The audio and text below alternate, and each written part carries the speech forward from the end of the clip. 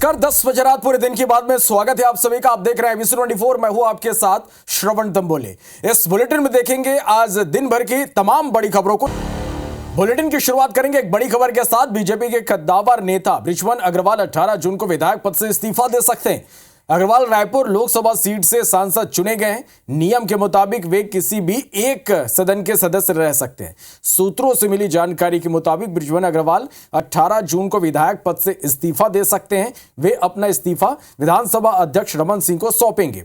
हालांकि मंत्री पद से इस्तीफे को लेकर फिलहाल कोई चर्चा नहीं है। बृजमोहन अग्रवाल से उनके इस्तीफे के बाद रायपुर दक्षिण से दावेदारी को लेकर सवाल पूछने पर उन्होंने कहा कि इसमें अभी 6 महीने का समय बाकी है। बाकी टिकट का काम चुनाव समिति का होता है, वो ही तय करेंगे।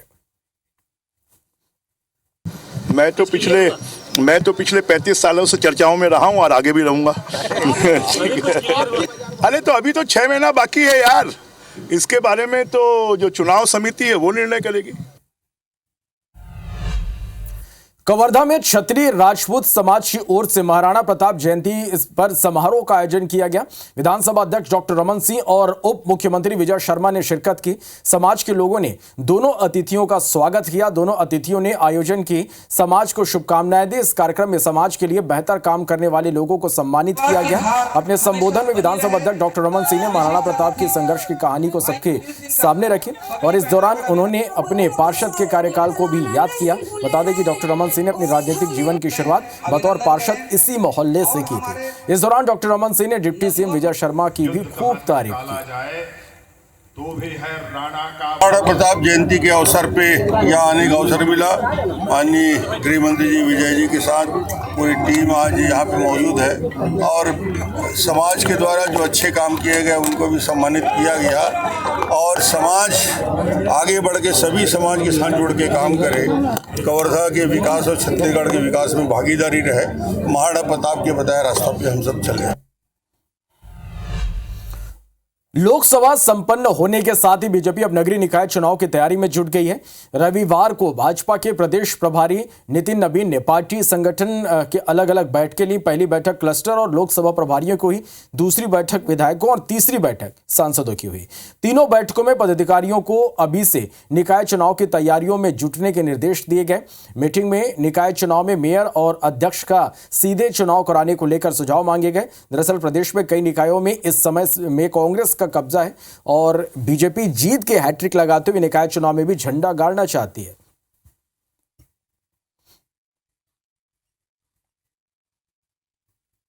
और छत्तीसगढ़ की 3 करोड़ जनता जो विश्वास की है भारतीय जनता पार्टी पर, मोदी जी की गारंटी पर और सरकार में बैठाई है, 11 में से 10 लोकसभा सीट जिताई है, उनके विश्वास के अनुसार काम करेंगे।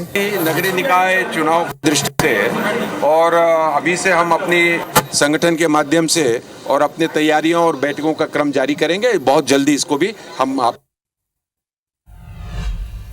और इस बीच भोपाल से बड़ी खबर है, जहां एबीवीपी के कार्यकर्ताओं ने काफिला रोक लिया। शिवराज सिंह चौहान, ज्योतिरादित्य सिंधिया का काफिला इन्होंने रोका है। 29,000 पेड़ काटे जाने को लेकर इनका यह विरोध प्रदर्शन है।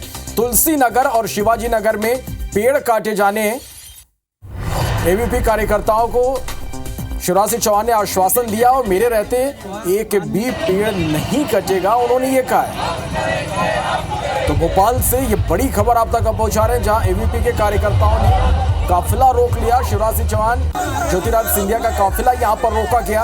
29,000 पेड़ काटे जाने को लेकर यहां पर विरोध किया गया। हरप्रीत हमारी संवाददाता फोन लाइन पे जुड़े। हरप्रीत, यहाँ पर साफ तौर पर गुस्सा देखा जा सकता है जिस तरह से पेड़ों को काटने का निर्णय लिया गया। क्या आश्वासन इन्हें मिला है? बिल्कुल, देखिए इनका गुस्सा जायज है क्योंकि माननीय यानी मंत्री, विधायकों, अधिकारियों के लिए ये बंगले बनाए जाने हैं और शिवाजी नगर, तुलसी नगर में 29,000 पेड़ काटे जाने थे। लेकिन अब केंद्रीय मंत्री शिवराज सिंह चौहान ने ये आश्वासन दिया है कि मेरे रहते एक भी पेड़ नहीं कटेगा। अखिल भारतीय विद्यार्थी परिषद के कार्यकर्ताओं ने आज उस वक्त केंद्रीय मंत्री का काफिला रोका जब वो रथ पर सवार होकर यहाँ से गुजर रहे थे। पहली बार मंत्री पद की शपथ लेने के बाद उनका भोपाल आगमन हुआ था। इसी दौरान एबीवीपी कार्यकर्ताओं ने उन्हें शिवाजी नगर के पास रोका और जब ज्ञापन उन्हें दिया तो उन्होंने रथ से ही आश्वासन एबीवीपी कार्यकर्ताओं को दिया कि चिंता मत कीजिए, मेरे रहते एक भी पेड़ नहीं कटेगा। इसके साथ ही उन्होंने केंद्रीय मंत्री ज्योतिरादित्य सिंधिया को भी रोका, उन्हें भी ज्ञापन दिया, लेकिन केंद्रीय मंत्री शिवराज सिंह चौहान के आश्वासन के बाद बहुत संतुष्ट यहाँ पर एबीवीपी कार्यकर्ता नजर आए, बल्कि हजारों लोग संतुष्ट नजर आए हैं जो पिछले लगातार 5 दिनों से आंदोलन कर रहे हैं कि इन 29,000 पेड़ों को ना काटा जाए। जी चलिए, बहुत शुक्रिया आपका इस पूरी जानकारी के लिए।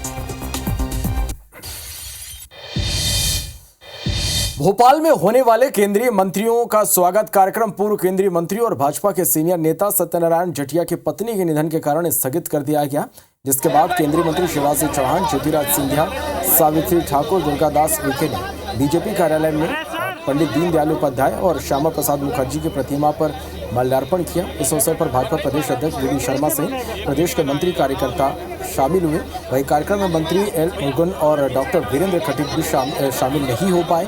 बता दें कि मध्य प्रदेश से मोदी मंत्रिमंडल में 6 सांसदों को शामिल किया गया है। मंत्री बनने के बाद ये सांसद पहली बार एक साथ भोपाल पहुंचे। भाजपा केंद्रीय मंत्रियों के भव्य स्वागत की तैयारी में थी।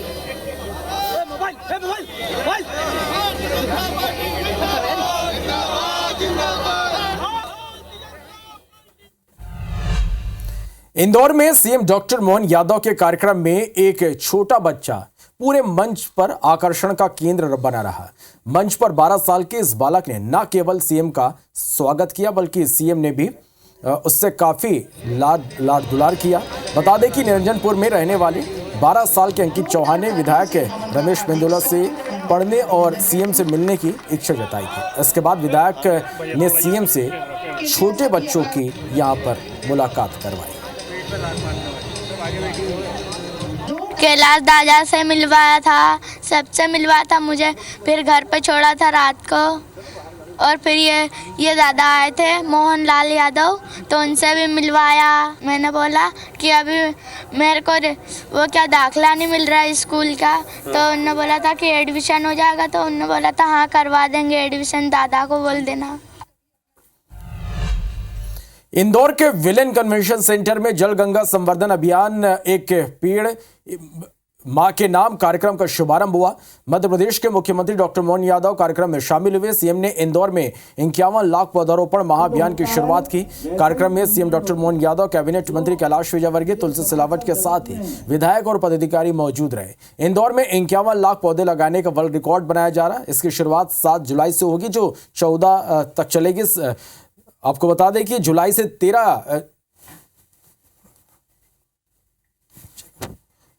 7 जुलाई से 13 जुलाई तक 39 लाख और 14 जुलाई से एक दिन 11 लाख पौधे लगाकर इंदौर की जनता Guinness book of world record बनाएगी।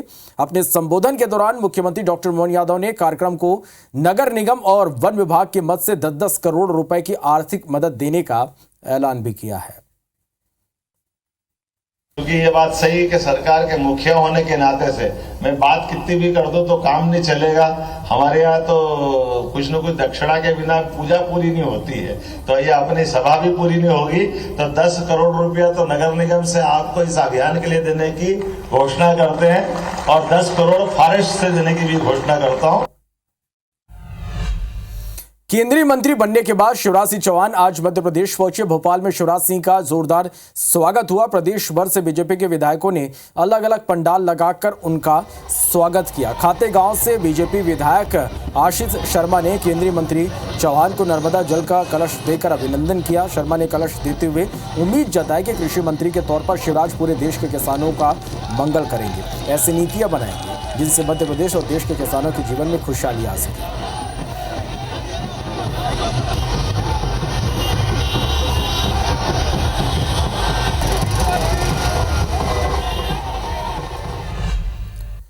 कांकेर जिला मुख्यालय से 17 किलोमीटर दूर सिंगनपुर का एक घर नागों का डेरा बना हुआ है। 24 घंटे में इस घर से वन विभाग की टीम ने कोबरा प्रजाति के 7 नग सांप पकड़े हैं। पकड़े गए सभी सांप बच्चे हैं। घर के मालिक का दावा है कि यहाँ 2 और बड़े नाग हैं, जिनकी तलाश वन विभाग की टीम कर रही है। दोनों बड़े सांपों को ग्रामीण नाग नागिन बता रहे हैं, जो अभी भी घर में मौजूद है। सांप की दहशत से परिवार घर के अंदर नहीं जा रहा, सभी बगल के मकान में रह रहे हैं। वन विभाग की टीम भी लगातार सांप के रेस्क्यू में जुटी हुई है। फिलहाल पकड़े गए सांपों को सुरक्षित दूर जंगल में छोड़ दिया गया। में गौहा सांप है, उसका पीला है, वो जो बड़े जानवर है नहीं उसको नहीं पकड़ पाए। कौवा सांप है, बहुत डर है, बहुत यानी उसमें जहर है। उतारने के लिए मजदूर भी लगाने के लिए सब दरिया है। हाँ नहीं आते 24 घंटे अभी 24 घंटे कल पकड़ी हो सांप 4 तक 2 बजे और शाम के 6 बजे 2 तक धरी नहीं था और आज सुबह 1 तक धरी नहीं था। धार जिले के सरदारपुर के मेरा क्षेत्र ग्राम हाथीपावा में वन विभाग की टीम ने एक तेंदुए को पकड़ा। तेंदुए को पकड़ने के लिए वन विभाग ने 25 दिनों तक काफी मशक्कत की। कई बार पिंजरे की लोकेशन भी बदली गई। वन विभाग के अनुसार यह मादा तेंदुआ करीब 2 वर्ष का है। बता दें कि 22 मई को ग्राम हाथीपावा में बांस की कटाई कर रहे ग्रामीण युवक पर तेंदुए ने अचानक हमला कर घायल कर दिया था। युवक को बचाने के 3 अन्य लोगों को भी तेंदुए ने घायल कर दिया था। चारों घायलों को अजमेरा में प्राथमिक उपचार के बाद धार रेफर कर दिया गया है।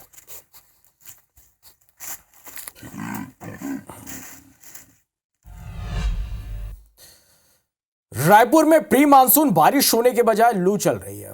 उमस भी ज्यादा है। प्रदेश के ज्यादातर इलाकों में यही स्थिति है, जिसे लेकर लोगों की परेशानी बढ़ गई है। हालांकि 17 जून यानी कल से राजधानी समेत प्रदेश के कई हिस्सों में बारिश की गतिविधियां बढ़ेंगी। तापमान में भी गिरावट होने के आसार है। मौसम विज्ञानी संजय बैरागी ने बताया कि छत्तीसगढ़ में मानसून ने इस बार समय से पहले दस्तक दी, लेकिन उसके बाद आगे बढ़ने की अनुकूल स्थिति नहीं बन रही है। 20 जून तक पूरे प्रदेश में मानसून पहुंच जाएगा। वर्तमान स्थिति जो है मौसम के लिए फेवरेबल कंडीशन है, लेकिन फिर भी सक्रिय मानसून आने में थोड़ा 2 से 3 दिन इंतजार करना पड़ेगा। और वो अभी बस्तर संभाग में सुकमा, बीजापुर हो सकता है कि आज बस्तर भी डिक्लेयर कर दे। 20 तारीख तक पूरे छत्तीसगढ़ कवर हो सकता है।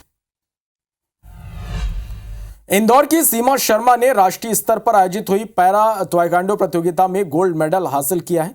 इंदौर पहुंचे सीएम डॉक्टर मोहन यादव ने सीमा शर्मा का सम्मान किया और उनकी इस उपलब्धि के लिए उन्हें शुभकामनाएं दी। सीमा दिव्यांग खिलाड़ी हैं। सीमा ने कहा कि दिव्यांग खिलाड़ियों को भी आम खिलाड़ियों की तरह ही हौसला अफजाई की जरूरत होती है, तभी वह बेहतर से बेहतर परफॉर्मेंस कर पाते हैं। नेशनल में गोल्ड हासिल करने के बाद अब उनकी तैराकी उनकी जो तैयारी है वो अंतर्राष्ट्रीय स्तर पर देश को पदक दिलाने की है।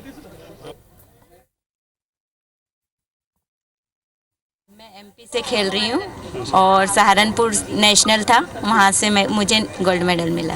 मैं ताइक्वांडो में हूँ। अभी आगे कहीं जा रहे हैं आप लोग? यस, अभी इंटरनेशनल के लिए तैयारी कर रही हूँ। सबका सहयोग मिले हम पैरा खिलाड़ियों को भी, जैसे नॉर्मल्स के लिए फैसिलिटी होती है वैसे दिव्यांगों के लिए भी हो। तो इसी के साथ फिलहाल इस बुलेटिन में इतना ही। नमस्कार।